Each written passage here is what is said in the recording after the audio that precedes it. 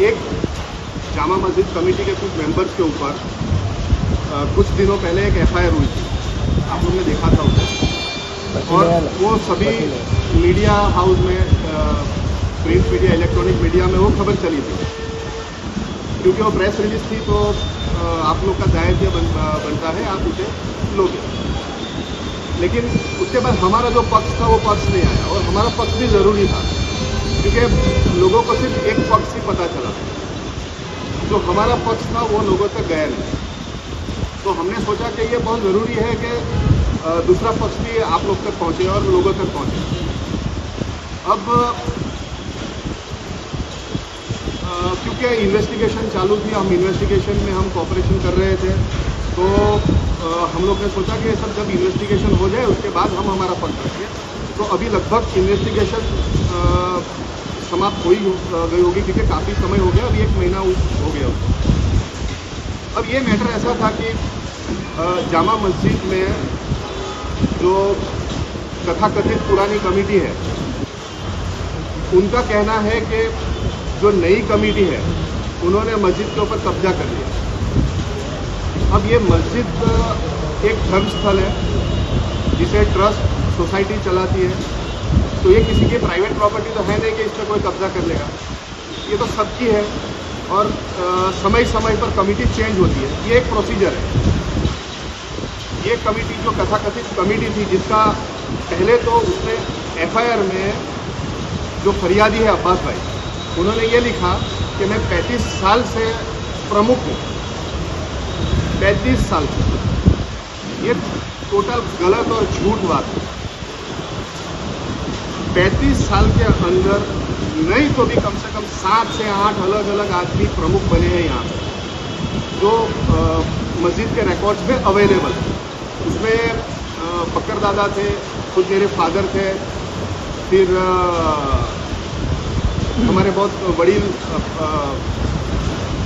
नूरा बापा थे, फिर सैयद इलियास भाई थे, फिर आमीन भाई चोटालिया थे।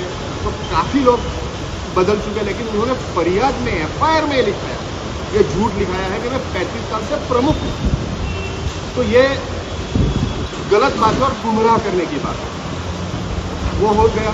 उसके बाद उनका जो मेन मुद्दा था वो ये था कि कब्जा। जैसे मैंने आपको कहा, कब्जा क्या होता है? ये तो प्रॉपर्टी लोगों की प्रॉपर्टी है, ये उनकी पेपर मिल तो है नहीं कि कोई उस पर कब्जा कर लेगा। तो ये बात का हम टोटल खंडन करते हैं। ऐसा कोई कब्जा हुआ नहीं है। यहाँ पे जो भी हुआ समाज के सहमति से हुआ। नई कमेटी बनी, पुरानी कमेटी ख़त्म हुई, उसके बाद में नई कमेटी बनी और लोगों ने बनाया, क्योंकि हर शुक्रवार को यहाँ पे लोग इकट्ठा होते हैं मस्जिद में, और वो लोग समाज के लिए, जो समाज हित में जो भी काम होता है उसके लिए यहाँ पे लोग इकट्ठा होते हैं और बातचीत होती है कि हमें क्या आगे का हमारा प्लानिंग क्या है। तो तब क्योंकि ये कमेटी पुरानी हो चुकी थी, जो काम इनको करना था ये लोग कर नहीं रहे थे और इनका समय भी हो चुका था, तो उनको बदलना था। 4 लोग उनकी कमेटी के, उसकी कॉपी भी हम आपको दे देंगे, 4 लोग ने रिज़ाइन किया। जो अब्बास भाई है उसके खिलाफ इन्होंने रिज़ाइन किया, 4 लोगों ने। ये कमेटी बनी कैसे? 4 लोगों ने रिज़ाइन किया।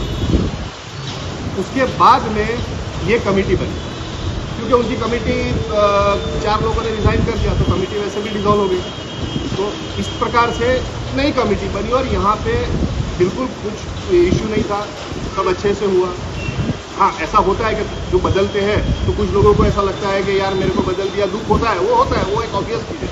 वो हमारा एक सेंटिमेंट होता है कि हमको बदला, लेकिन वो एक परंपरा थी जो हुई, उससे कोई जोर ज़बरदस्ती ऐसी कोई चीज़ बिल्कुल भी हुई नहीं थी।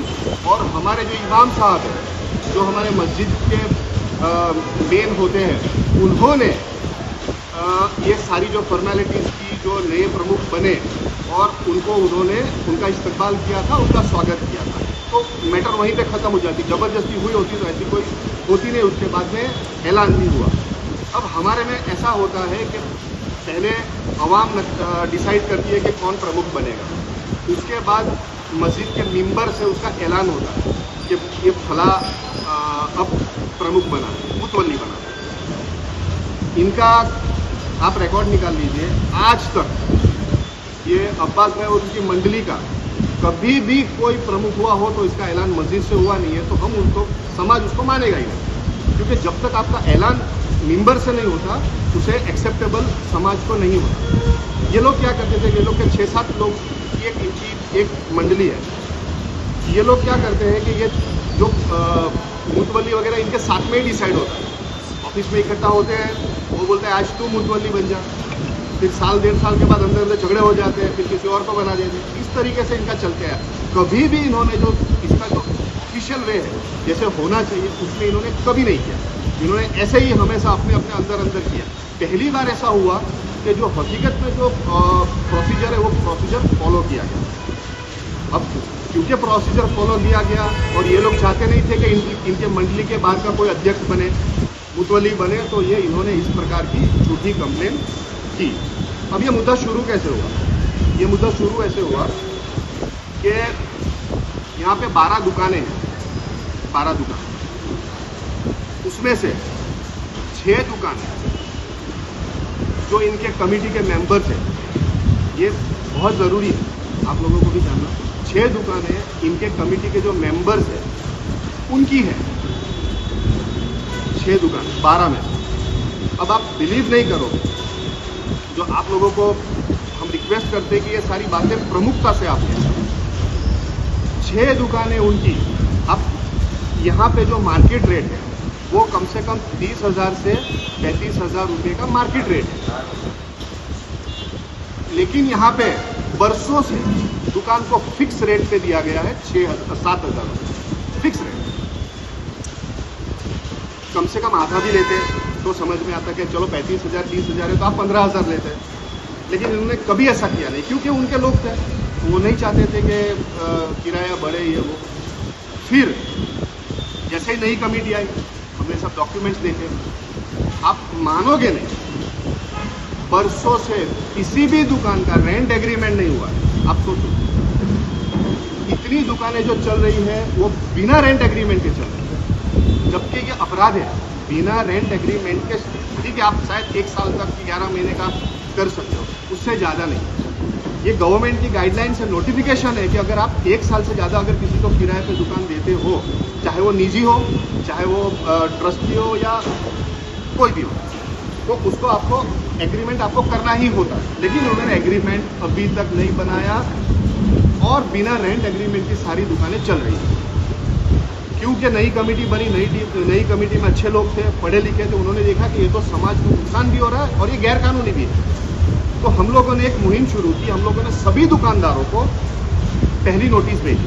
हमने दुकानदारों को कहा कि आप आइए और रेंट एग्रीमेंट बनाइए। और 2019 में इन लोगों ने एक ठहराव किया था, फोरम से, मेजॉरिटी से एक ठहराव ऐसा किया था कि हम हर साल 1,000 रुपया बढ़ाएंगे।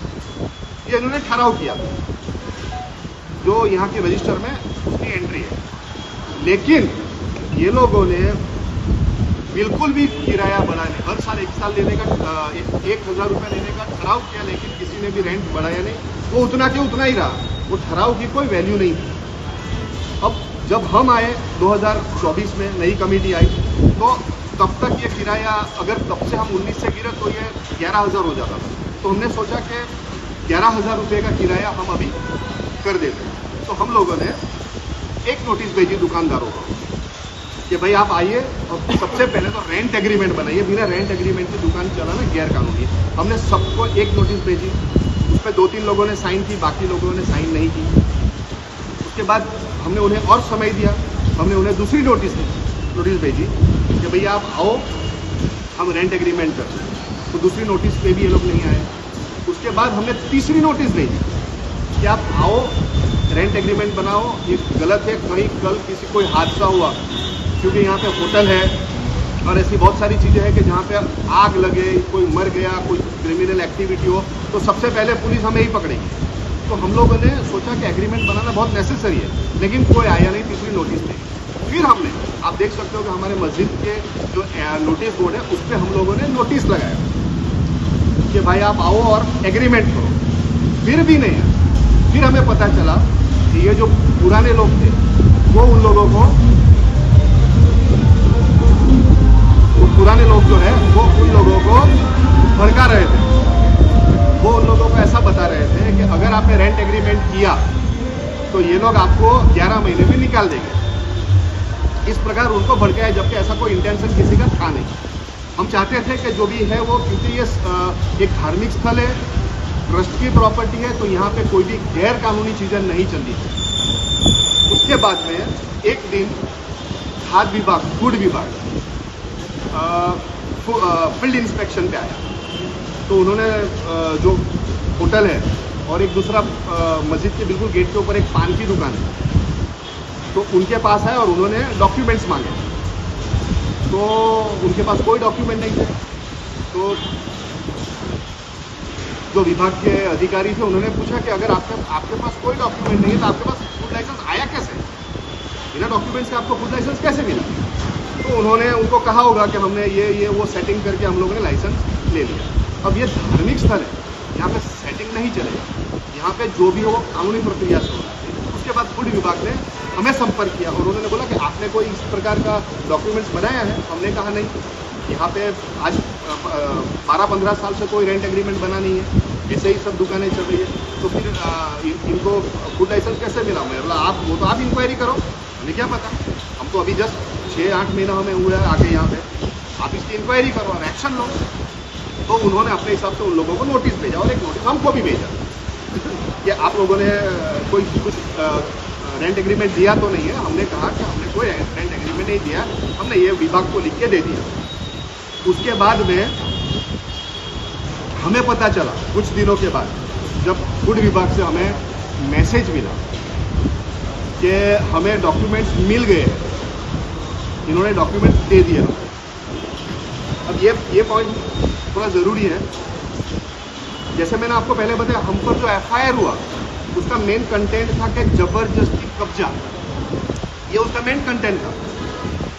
अब जब फूड विभाग ने हमें बताया कि इनके पास डॉक्यूमेंट आ गया, तो हम सोचने लग गए कि भाई नई कमेटी ने तो कोई डॉक्यूमेंट बनाया नहीं है, कोई रेंट एग्रीमेंट बनाया नहीं है, तो इनके पास रेंट एग्रीमेंट आ कैसे गया?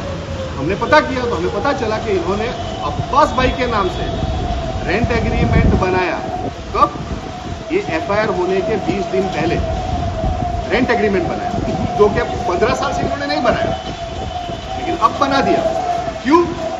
कि ये दुकानें उनके कमेटी के लोगों की ही, तो उन्होंने उनको बचाने के लिए ये कर। लेकिन इन्होंने गलती कहाँ कर दी? इन्होंने FIR हमारे पर 20 दिन के बाद करवाया। वो FIR में इन्होंने ये कहा कि हमने ज़बरदस्ती कब्जा किया है। अब आप सोचिए, और आपको हमारी मदद करनी है इस मामले में, कि अगर किसी का ज़बरदस्ती कब्जा है तो आप रेंट एग्रीमेंट कैसे कर सकते हो? वो भी नोटराइज, नोटरी करके, और उसको सरकारी विभाग में जमा कराया। ये कितना बड़ा फ्रॉड है, कितनी बड़ी फ्रॉजरी है। एक तरफ आप कहते हैं कि कब्जा किसी का है, पुलिस को कहते हो कि हमें कब्जा दिलाओ, और दूसरी तरफ पांडे जी रेंट एग्रीमेंट बनाते। ये फॉर्जरी है और चीटिंग है। ये लोगों ने पुलिस को गुमराह किया। हमारा मेन आज फोकस है आपको ये बताना कि हम पुलिस विभाग पर हमें कोई शिकायत नहीं है। ये लोगों ने पुलिस विभाग को गुमराह किया। ये लोगों ने पुलिस विभाग को झूठी बात बताई कि कब्जा, और एक तरफ ये लोग बैंक अकाउंट, आप देखो बैंक अकाउंट अभी भी इनके पास है, सामने की बैंक में आप पता कर सकते हो, अभी भी अब्बास भाई के नाम से अकाउंट है, फिर कब्जा कैसा?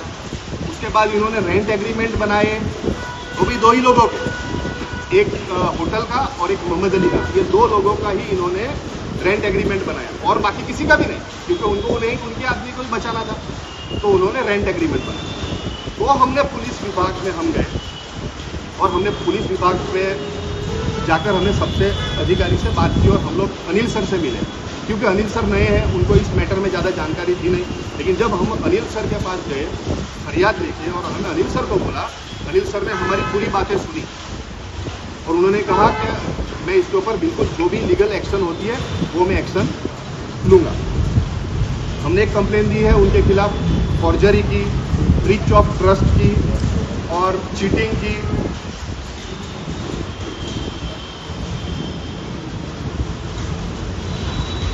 Criminal misappropriation, criminal conspiracy and forgery, क्योंकि इसमें जो कंप्लेन हुई है वो कंप्लेन 6 लोगों पे हुई है। एक मैं हूँ, ये सैयद साहब है, और शब्बीर है, अशरफ भाई है, साहिल है, और एक और भी है लेकिन वो आ नहीं पाए किसी कारण से। अब सबसे इम्पोर्टेंट बात ये है कि ये कंप्लेन आज की नहीं है, ये मामला इन्होंने बताया कि 12 महीने पहले, मतलब 1 साल पहले सब कुछ हुआ, और फरियाद आप करते हो अभी कब? ये महीने में, मतलब 1 साल के बाद। अब तक आप सोए थे? अब तक आप कर क्या रहे थे? आपको 1 साल के बाद आया कि आपके मस्जिद पे किसी का कब्जा हो गया है। तो ये सबको जानना जरूरी है कि मामला कोई फ्रेश नहीं है, ये 1 साल पुरानी कंप्लेन है। और सबसे खास बात, जब ये कंप्लेन हुई थी, इन्होंने की, तब की 7वें महीने 2024 की, तब मैं तो कुछ था भी नहीं यहाँ पे। मैं तो एक आम नागरिक, समाज का एक नॉर्मल इंसान था मैं। तब प्रेसिडेंट कोई और था, जो नए प्रेसिडेंट थे वो थे, उनको कोई ना मेंबर थे ना कुछ, लेकिन 6 लोगों पे इन्होंने एफआईआर कराई, जो कि उस पर तो कोई थे भी नहीं। आपको कराना था तो आप प्रमुख से कराते, लेकिन टारगेट मुझे किया और दूसरे 5 लोगों को किया। तो ये साजिश थी। हमें क्यों टारगेट किया गया कि ये लोग ऐसे हैं मस्जिद में कि जो समाज के लिए बहुत अच्छा बढ़िया काम करते हैं।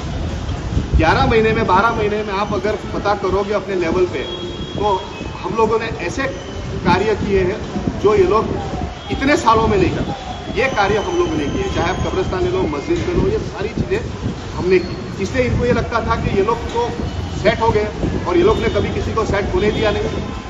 सबसे पहले अब्बास भाई ने मक्कर दादा थे, तब किसी पॉलिटिकल को बीच में डाला और अब्बास इनको हटाया, बकर दादा को हटाया।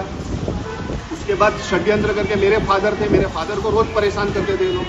फिर नूरा बापा आए, वो वडील थे, उनको इतना परेशान किया क्योंकि वो उनके मंडली के बाहर के थे, उनको बहुत परेशान किया, उन्होंने छोड़ दिया। फिर सैयद साहब आए, सैयद साहब को भी टॉर्चर किया, सैयद साहब को भी बहुत परेशान किया, इन्होंने भी बेचारे ने छोड़ दिया। मतलब ये अपनी मंडली के बाहर का अगर कोई भी आया तो ये उनको यहाँ पे रहने देते नहीं, काम करने देते नहीं है। ये इनकी सिस्टम चल रही है, ये इनकी परंपरा चल रही है। फिर इन्होंने कहा कि टपोरी लोगों ने कब्जा कर लिया।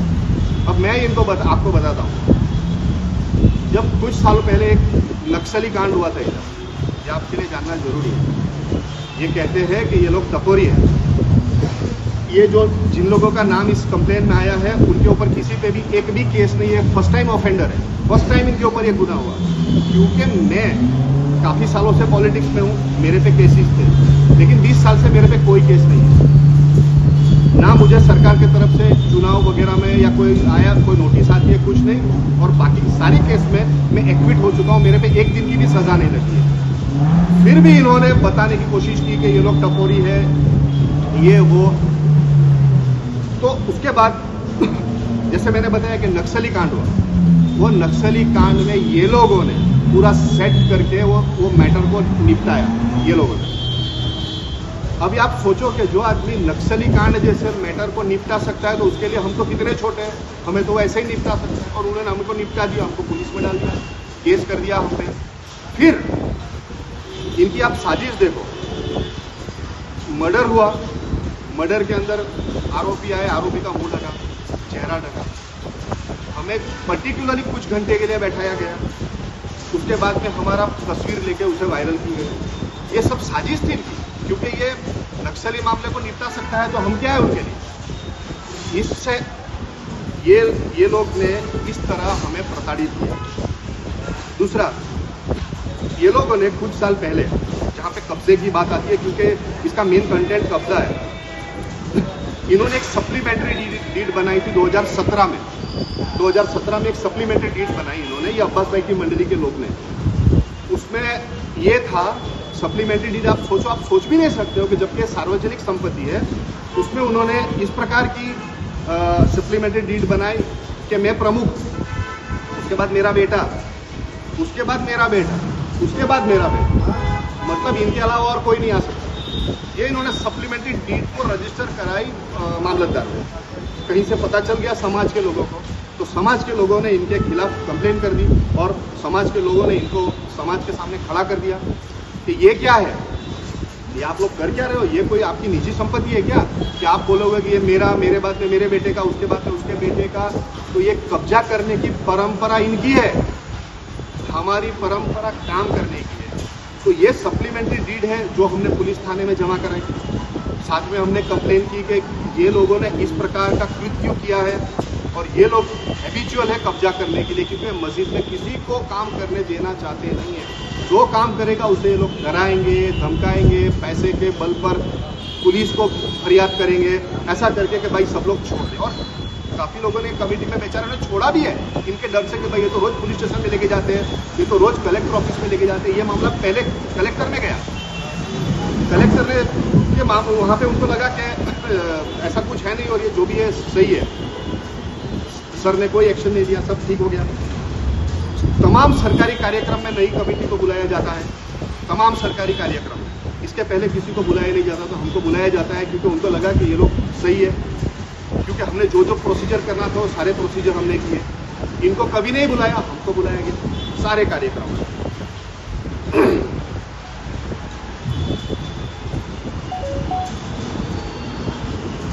जब इन्वेस्टिगेशन शुरू हुई तो जैसे इन्होंने कहा कि कब्जा है, तो इन्होंने रेंट एग्रीमेंट कैसे बनाया, फिर डॉक्यूमेंट जमा कराए मस्जिद वहाँ पे।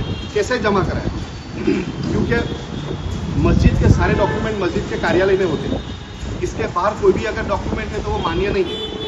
लेकिन इन्होंने इन्वेस्टिगेशन में वो डॉक्यूमेंट जमा कराए। इन्होंने ये भी कहा कि पहले ऑफिस यहाँ बाहर थी और जब से नई कमेटी उन्होंने यहाँ पे शिफ्ट की ऑफिस। तो वो क्यों की शिफ्ट, वो इसलिए शिफ्ट की कि वहाँ पे हमारा एक दुकान थी, तो वो दुकान का किराया रुक रहा था क्योंकि ऑफिस में कोई काम है नहीं।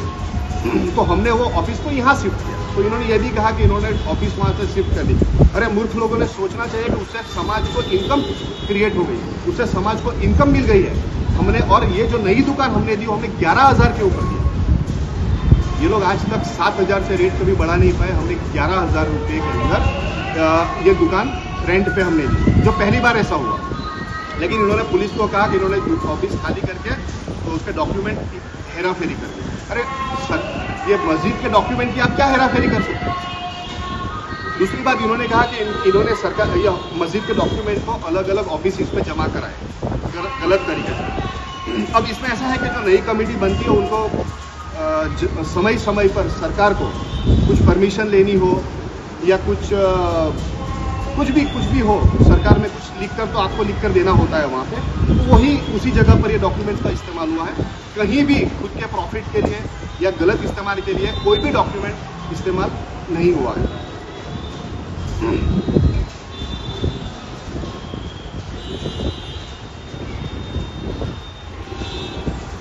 कि ये लोगों ने ऊपर हमारी फ्लैट्स थे, लगभग 7 फ्लैट थे जिसमें लोग 10-10, 15-15, 20-20, 25-25 सालों से भी रहते थे। एक दिन इनका मन किया कि इसे हम तोड़ देते हैं, तो इन्होंने तोड़ दिया, जिससे हमारी कम से कम 25 से 30 हज़ार रुपये की इनकम को हमें नुकसान हुआ। ये लोग कुछ नहीं पूछते थे, किसी को कुछ नहीं, समाज में किसी को कुछ नहीं पूछना, बस खुद की दादागिरी, खुद की गुंडागिरी। और जो लोग अच्छा काम करते उनको परेशान करना, प्रताड़ित करना, ये इनका काम रहा। तो मोटी मोटी ये बातें थी। हाँ, दूसरा हाँ, जैसे मैंने आपको बोला, ये इनके पेट में दर्द कहाँ से हुआ। जैसे टोटल 12 दुकानें हैं, आप सोचो कि हम इसे मैनेज कैसे करते होंगे। उनके कमेटी के एक मेंबर की दुकान का 88,000, मतलब ऑलमोस्ट 90,000 का किराया बाकी। मांगने जाओ तो डराते हैं, हमारे है इधर, वो जाते हैं मांगने के, उन्हें डराते हैं, धमकाते हैं उन्हें। एक दुकान का किराया बाकी है 43,000, एक दुकान का किराया है 71,000, एक दुकान का किराया है 36,000 और एक का है 33,000। और ये सारे इनकी कमेटी के लोग हैं ना। खुद किराया, अभी आप मानोगे नहीं, इतने महीने से लोग किराया नहीं दे रहे, दादागिरी। अब ये ही किराए से मस्जिद का मेंटेनेंस, सैलरीज देना है, पगार देना है, ये इसी से निकलता है। इलेक्ट्रिक लाइट का बिल भरना है, ये सारा यही इनकम है हमारी। लेकिन इनकी इतनी दादागिरी, इतनी गुंडागिरी है, क्योंकि इनको कहीं ना कहीं से ये हमें लगता है कि ये पुलिस को गुमराह करते हैं, इसलिए इनको सपोर्ट मिल जाता है। ये पूरे मामले में इन्होंने पुलिस को गुमराह किया है, यहाँ तक कि डीआईजी सर को भी इन्होंने गुमराह किया। हमें यकीन है कि ये सारी चीज़ें जो हमने कंप्लेंट की है, ये अगर डीआईजी सर तक पहुंची, या आज हमने जो बात की है आपके माध्यम से डीआईजी सर से तक ये बात जो पहुंची, तो बिल्कुल इनके ऊपर एक्शन होंगे। और हम आपसे आज रिक्वेस्ट कर रहे हैं कि ये हमारी बातें डीआईजी सर तक पहुंचाइए कि ये लोग एकदम फ्रॉड है, इन्होंने फॉर्जरी की, चीटिंग की है, कॉन्स्पिरेसी कर हम पर एफआईआर की है, जबकि कब्जे जैसी कोई चीज़ है ही नहीं। कब्जा होता तो मैंने जैसे आपको बताया कि एग्रीमेंट आप कैसे बना सकते हो अगर किसी और का कब्जा है। तो ये बहुत ही सीरियस इशू है जिसका हमने कंप्लेन दी है, और वो कंप्लेन की कॉपीज हमने, अगर आपको चाहिए तो हम आपको प्रोवाइड करेंगे। Thank you. दूसरा, ये लोगों के एक दो मेंबर है, वो लोग क्या करते हैं कि एक दुकान है, उसका जैसे कि दुकान का किराया 7,000 रुपया है, लेकिन ये लोग क्या कर रहे हैं, 7,000 रुपया ये लोग कुछ महीने तक मस्जिद को दे रहे थे, और एक आदमी जो है वो 2,000 रुपये ऊपर कैश लेता था। 7,000 मस्जिद को देता था और 2,000 खुद अपनी जेब में डालता था। और एक दुकान जो मस्जिद के बाजू की है, उसका हर महीने का हमारे पास ऐसा मैसेज है, इंफॉर्मेशन है कि एवरी डे 900 रुपीज़, 900 रुपया लेता था वो, जिसका 27,000 होता था, उसमें से 7,000 रुपया हमको देता था, मस्जिद में जमा करता था कुछ महीने पहले, और 20,000 रुपया खुद के जेब में।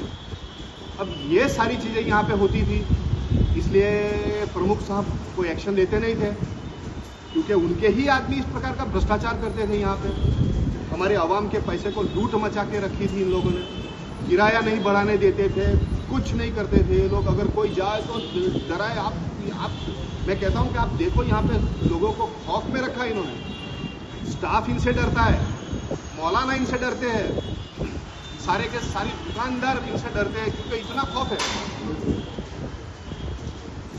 हाँ, जैसे बहुत सारी समस्या है। अब पहली बार ऐसा हुआ कि हमें पुलिस ने, जब अभी ईद का त्यौहार था, तो हमें तब राठौड़ साहब ने हमें बुलाया कि आप हमें कॉपरेट करो कि मस्जिद रोड के ऊपर नमाज नहीं पढ़नी है, काफ़ी ट्रैफिक की समस्या वगैरह हो जाती थी। तो हमने तुरंत, राठौड़ साहब ने हमको बुलाया, हमने उनसे मीटिंग की, और हमने मेक श्योर किया कि कोई रास्ते पे नहीं आए। तो हमने पूरी नमाज जो हुई, इस बार पहली बार इतिहास हुआ कि रोड को ब्लॉक नहीं किया गया, और फिर भी नमाज हो गई। और ये लोग प्रशासन का भी कभी सुनते नहीं। ट्रैफिक की समस्या, आप देखो, रोड पे आते हैं, गाड़ी रख के चले जाते हैं। हमें लोगों ने इतनी बार कंप्लेंट किया है, और खुद प्रशासन के लोगों ने भी हमें बोला है कि यार बहुत ट्रैफिक होती है, आप कुछ करो, हमें अच्छा नहीं लगता है, सामाजिक स्थल है, हम यहाँ पे आके कुछ एक्शन लें। लेकिन खुद की गाड़ियाँ रख देते, दादागिरी करते हैं, किसी को कुछ बोलने नहीं जाते। अगर हम कुछ बोलो तो तुरंत पुलिस में चले जाते हैं, जबकि दुकान किसे किराए पे देनी है, किसे नहीं देनी है, ये तो ट्रस्ट का काम है। किराया बढ़ाना नहीं बढ़ाना ये तो हमारा काम है, या हमारा अथॉरिटी है हमारी, लेकिन आप वो भी नहीं कर सकते हो। क्यों? क्योंकि इनका इतनी पहुंच है, किसी को अगर आप कुछ भी करने जाए तो पुलिस आ जाती है। तो हम आज आपके माध्यम से पुलिस को भी कहें, आप जो भी करो, वेरीफाई करो, ये लोगों की जो भी गलती है, इन्होंने जो भी फ्रॉड किया है, उसके ऊपर एक्शन लो, और वो भी जल्द से जल्द हो। हमने ऑलरेडी कंप्लेन पुलिस थाने में जमा करा दी है। तो आज खास हम आए हैं आपके सामने बस यही सब कुछ बताने के लिए।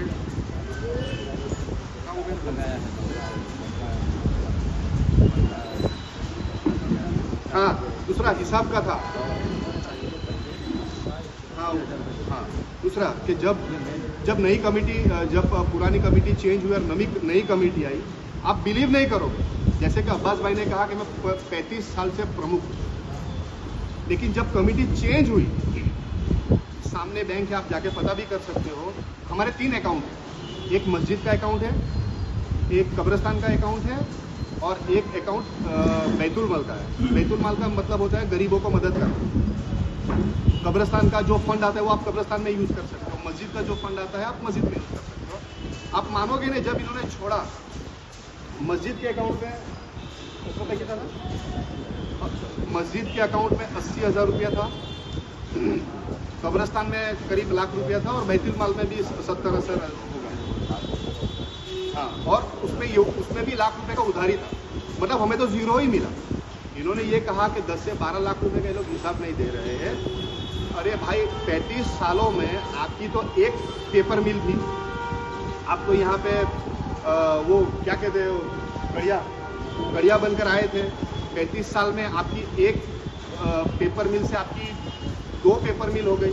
100 टन का प्रोडक्शन था, वो 200 टन का 500 टन का हो गया। लेकिन मस्जिद में तो आप कर्जे में डाल के 35 साल आप रहे, ट्रस्ट डीड आपके समय में बनी, जितना भी गलत हुआ, फ्रॉड हुआ, पेटा भाड़ा लिया गया, वो आपके समय में। दैट मीन्स कि आप टोटल फेल रहे हो, आप निष्फल रहे हो कि आपने 35 साल में कम से कम 35 लाख तो होता मस्जिद के पास। आज हम आपको गर्व से कह सकते हैं, हमारे पास कितना होगा, आज हम आपको गर्व से कहते हैं कि हमारे पास सारे 11 महीने के अंदर कम से कम 6 लाख रुपए हमारे पास बैलेंस है। आप सोचो 35 साल में ये लोग हमें माइनस में करके गए, माइनस, और हमारे पास आज 6 लाख रुपया हमारे पास है। आप इमेजिन करो कि हम अगर 35 साल से होते तो आज हमारी मस्जिद कहाँ होती और समाज कहाँ होता। और समाज का कोई भला इन्होंने किया नहीं।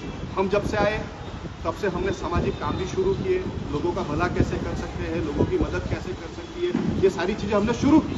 ये लोग ने आज तक कुछ नहीं, बस ऑफिस में क्या होती थी आप अपने हिसाब से पता कर लेना, मुर्गी बनती थी, मटन आता था, बिरयानी बनती थी, बस यही काम किया ये लोग ने कोई समाज के लिए कोई काम ये लोग ने किया नहीं। और जैसे मैंने आपको बोला, कुछ भी करो पैसे के जोर पे, इसको खरीद लो, उसको खरीद लो, इसको गुमराह करो, उसको गुमराह करो, और किसी को काम करने दो मत। और हम साल तक आगे रह गए तो अब इनको दर्द शुरू हो गया। तो बस अभी हम ये इसे यहीं पे ख़त्म करते हैं। आप लोगों को कुछ पूछना है तो आप अच्छा, ये बताइए कि जुलाई 2024 से पहले हाँ इस जामा मस्जिद का जो कमेटी थी रखा वही पूरा करती है, या आज तक कोई रिकॉर्ड में आप लोग पुरानी कमेटी क्या बोले आपने? 2017 से 24 से पहले पुरानी कमेटी देखती थी ना? पुरानी कमेटी ही देखती थी, लेकिन जैसे मैंने आपको कहा बदलते रहते थे। लेकिन वो क्या था कि उनका जो मंडली थी उसी के अंदर आप मानोगे नहीं, यहाँ पे मेजोरिटी लोग मेरी बात को मानेंगे कि किसी को पता भी नहीं रहता था कि प्रमुख कौन है। मस्जिद अंदर ऑफिस में बैठते थे कि इसको प्रमुख बना दिया, उसको प्रमुख बना दिया। दूसरी बात, क्योंकि इन्होंने कुछ साल पहले इसे सोसाइटी में रजिस्टर किया था मस्जिद को, तो उसका एक रूल होता है कि कोई भी प्रमुख 3 साल के लिए ही रह सकता है, या 5 साल का गाइडलाइंस है ना। कभी आप जाकर पता करो कलेक्टर ऑफिस के अंदर। और दूसरा का ऑडिट जमा कराना पड़ता है। जब हम आए हमने ऑडिट जमा कराया पहले ही साल, लेकिन इन लोगों ने 30 साल में कोई ऑडिट जमा नहीं कराया। 30 साल में कोई कमेटी से पूछताछ करने, कोई कार्रवाई किया प्रशासन? कुछ भी नहीं। हम तो आज भी हम माफ़ी मांगते हैं हमारे समाज के लोगों से कि हमें इस प्रकार पब्लिक में आना पड़ा समाज को लेके, लेकिन हमारे पास कोई चारा नहीं है। आपके माध्यम से ही हम ये बात लोगों तक पहुंचाएंगे, क्योंकि पुलिस ने जो प्रेस रिलीज की तो खबर लोगों में वही चली। लोगों को यही लगा कि ये लोग ही गलत है, क्योंकि हमारा पक्ष आया नहीं। तो हमारा पक्ष रखना भी ज़रूरी था कि ये जो भी एलिगेशन हम पर किए गए हैं ये तो कोर्ट में टिकने वाले नहीं है। अब ये तो हो गया, कोर्ट मामला सब्जुडाइज मैटर हो गया। हम इसे हर स्तर पे लड़ेंगे। हम FIR क्वेश्चन में भी जाएंगे, हाईकोर्ट भी जाएंगे, सुप्रीम कोर्ट तक जाएंगे। आप लोग ऊपर जो केस हुआ है उसमें आप लोग तफ्तीश में सभी लोगों का बयान हो चुका है, आप लोगों ने अपनी बात? नहीं, हमारे कोई बयान कुछ भी नहीं। अभी आपको हम ज़्यादा वो, क्योंकि इन्वेस्टिगेशन में हम नहीं बोलेंगे, हम उसमें नहीं बोलेंगे आपको कुछ भी। लेकिन हमको जब भी बुलाया हमने 100% कोऑपरेशन किया। जब भी पुलिस ने बुलाया हम उनके पास गए और हम जाएंगे। जब भी बुलाया हम जाएंगे। नई कमेटी आप लोगों ने बनाया जब 2024 में, तो क्या पुरानी कमेटी के लोग उसमें शामिल थे, संज्ञान में लिए थे आप लोग? पुरानी कमेटी का शायद कोई भी आदमी नहीं था ना, कोई आया नहीं कि आप लोग बुलाए नहीं? लिया गया, संज्ञान में लिया गया था। भी किया उन लोगों को, हम लोगों ने उनको अपने यानी उनका जो भेजते हैं पूरा किया हम लोगों ने। लेकिन क्योंकि पांडे जी इसमें एक ऐसा है कि इनके कार्य से लोग खुश नहीं थे, ये आप जान लें। इन्होंने जैसे हमने आपको इनका पूरा सब बताया, ब्यौरा आपको दिया, इनसे कोई खुश नहीं थे, लेकिन फिर भी इनके अंदर कुछ अच्छे लोग भी थे। ये 6 लोग के सिवाय, 7 लोग के सिवाय कुछ अच्छे लोग भी थे। तो हम लोग, क्योंकि हमें तो 7-8 महीना ही हुआ और उसमें तो ये रोज़ की परेशानी थी, हम कुछ कर नहीं पाए ज़्यादा, लेकिन भविष्य में इनमें से जो अच्छे लोग थे उसे हम लेते और हमने फिरोज बापू को लिया भी। फिरोज बापू को इनकी कमेटी में जो थे उनको हम लोगों ने लिया भी, और हमने 1-2 लोगों को लेने के लिए हमारी ऑलरेडी चर्चा चालू थी जो इनके मंडली के बाहर के थे, उनको हम बिल्कुल लेते, लेकिन जिनके ऊपर आरोप लगे, जिनसे समाज नाराज है, उनको हम कभी नहीं लेते। विवाद पैदा हुआ यहाँ दुकान को लेकर, इस ऑफिस को लेकर। बिल्कुल बिल्कुल। और दूसरी बात है कि जो 12 दुकानें हैं, 6 दुकान तो विवादित हो गई है। हाँ, इन्हीं की 6 दुकानों का क्या स्थिति हमें ऐसा स्थिति है? ये मैंने आपको बताया, जैसे स्थिति ऐसी अभी भी उन्हीं के नाम से है, अभी भी एग्रीमेंट नहीं हुआ है, अभी भी किराया नहीं बढ़ा है। 12 दुकानों का एक पांडे जी 12-15 साल हो गए, कोई रेंट एग्रीमेंट ही नहीं है। मैं आपको वही बता रहा हूँ, रेंट एग्रीमेंट किया ही नहीं, और बिना रेंट एग्रीमेंट की दुकान, आपकी या मेरी भी कोई दुकान होगी, घर होगा, हम बिना एग्रीमेंट के देंगे क्या? वो तो अपराध है, वो हम दे ही नहीं सकते। जो नोटिस आपने किया था उन लोगों को क्या कार्रवाई किया जाएगा ट्रस्ट के द्वारा दुकानों के ऊपर? दुकानों के ऊपर जैसे कि ये हम लोग ने क्या सोचा था कि हमने 3 नोटिस दी, और उसके बाद में हमने हमारे समाज का जो नोटिस बोर्ड है उसमें भी लगाया। उसके बाद उनके कार्यवाही में यह होती कि हम पुलिस को लिख के देते कि ऐसा है, ये दुकान का किराया नहीं दे रहे और ये लोग गुंडागिरी कर रहे हैं, तो पुलिस आती और हम दुकान खाली कराते। इसके सिवा हमारे पास कोई चारा नहीं था, जो लीगल एक्ट वो वही होता। फिलहाल जो है नई कमेटी संचालन कर रही है, बिल्कुल। अभी तक बिल्कुल बीच में कोई इंटरफेयर नहीं कर बिल्कुल। हाँ, ये लोग परेशानी कर रहे हैं, मतलब वो ये लोग ही कर रहे हैं, समाज हमारे साथ में है। नई कमेटी कर रही है 2024 के बाद से ना, नई कमेटी ना, पूरा हाँ, देख रेख आप ही लोग। बिल्कुल बिल्कुल सर, तमाम आपने जिम्मेदार। जो शिकायत भी दर्ज कराया है, तो उसमें क्या कितने लोगों क्या लिखा है? उसमें हम लोगों ने जो कंप्लेन की है वो कंप्लेन अब्बास भाई के अगेंस्ट में की है हम लोगों ने, और उसके साथ में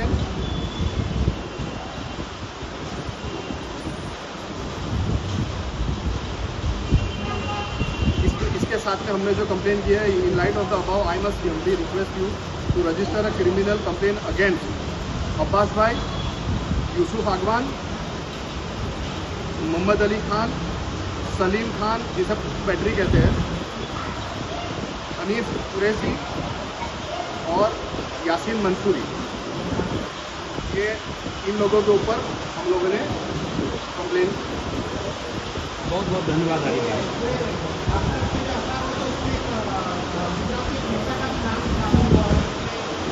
गुजरात का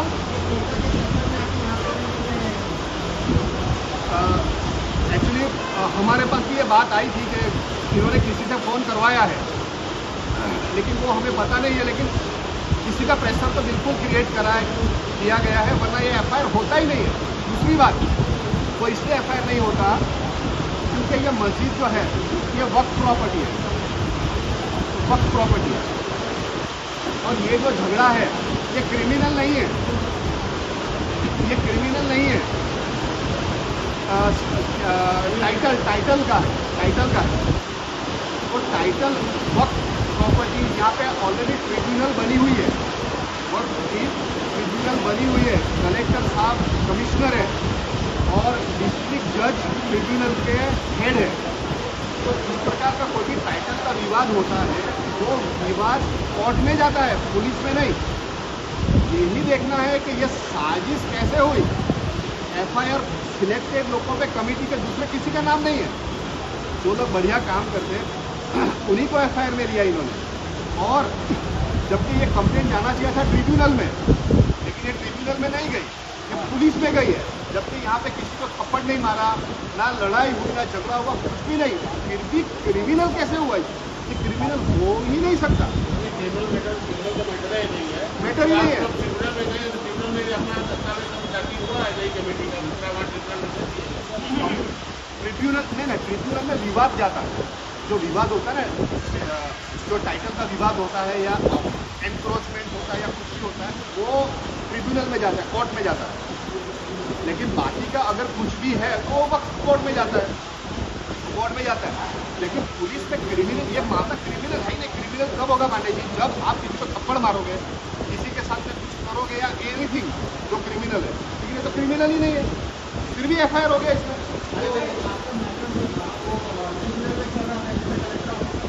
कलेक्टर ऑफिस में चल रहा था ये।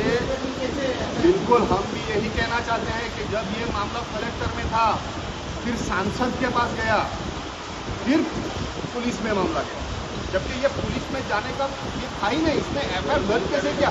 मैंने जब, क्योंकि अनिल सर नए हैं, उनको ये मामला पता नहीं था, तो मैंने अनिल सर को सारे डॉक्यूमेंट दिए।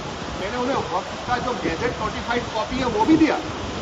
मैंने सर को ये बोला कि मैं वक्त का चेयरमैन था, अब तक था, मेरी टर्म अभी खत्म हुई है। इस प्रकार का कोई भी विवाद जो होता है वो ट्रिब्यूनल में जाता है, FIR में कैसे जाएगा? वो FIR होगा ही नहीं। हमारे मोबाइल ले लिए गए। आप सोचो कि जैसे मैंने आपको कहा, नक्सली को निपटाने वाले को हमको कुछ ही नहीं है, हमें कितना टॉर्चर किया गया, आप सोचो, यही आदमी की वजह से। जबकि ये मैटर ट्रिब्यूनल का है, पुलिस का है ही नहीं। पुलिस को भी फिर लगा कि भाई मुझे ऐसा लग रहा है। अनिल सर ने हमारी पूरी बातें सुनी, उनको भी लगा, और उन्होंने हमें आश्वासन दिया कि मैं इसमें जो भी होगा मैं करूँगा। उनको भी लगा, क्योंकि ये तो वक्त का मामला है। ये कानूनी प्रक्रिया तो है ही है, कानूनी प्रक्रिया में सब स्पष्ट हो जाएगा।